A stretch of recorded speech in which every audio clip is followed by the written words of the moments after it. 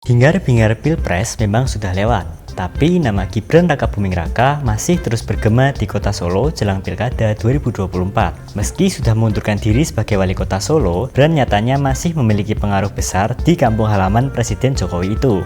Beberapa politisi muda secara gamblang menyampaikan pengaruh dan efek Gibran yang memicu mereka untuk maju dalam kontestasi politik. Keberhasilan Gibran yang mampu menjadi wakil presiden di usia 36 tahun ditengarai jadi pemicu bergeliatnya politisi-politisi muda di Solo Raya. Salah satunya adalah Ilyas Akbar Ahmadani, Ketua DPD II Partai Golkar Karanganyar yang maju mencalonkan diri sebagai Bupati Karanganyar. Ada pula putri politisi senior Golkar Akbar Tanjung, yakni Sekar Tanjung, namanya digaungkan bakal maju di Pilkada Solo 2024. Gibran disebutnya sebagai sosok menginspirasi dalam berpolitik.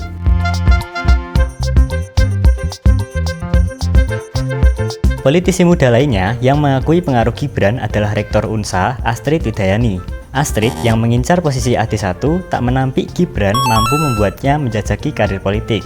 Berdasarkan wawancara kami dengan Astrid Widayani pada 25 Juli 2024 lalu, bakal calon wali kota Solo ini mengakui sosok Gibran menginspirasi banyak anak muda terjun ke politik. Sekarang khususnya dengan adanya figur Mas Gibran, bahkan tidak hanya di wilayah kota saja, tetapi hingga saat ini bisa menjadi salah satu pemimpin di tingkat nasional, tentunya memberikan ruang yang optimis ya untuk kita semua generasi muda bisa menjadi bagian dalam rangka berkontribusi secara nyata untuk pembangunan bangsa Indonesia. Ruang-ruang di politik praktis makin terbuka lebar untuk mereka semenjak kepemimpinan dari Gibran. Menurut Astrid, Gibran seolah memberikan ruang bagi semua generasi muda bisa berkontribusi nyata untuk pembangunan bangsa Indonesia. Dan baginya, konteks muda di sini bukan hanya berdasarkan usia saja, tapi dari pengalaman dan bagaimana generasi muda bisa relevan melihat perspektif baru kaitannya dengan inovasi perkembangan zaman dan perkembangan teknologi.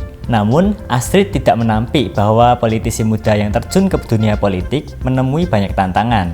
Salah satunya diremehkan oleh generasi yang lebih senior karena dianggap minim pengalaman. Astrid yang juga baru kali ini terjun ke dunia politik pernah mengalami momen serupa saat terjun ke dunia pendidikan tinggi. Ia pun berusaha membuktikan kemampuannya di hadapan jajaran pimpinan yang lebih senior. Lantas, apakah Gibran sebenarnya memang memiliki pengaruh besar dalam memicu politisi muda di Solo Raya bergeliat?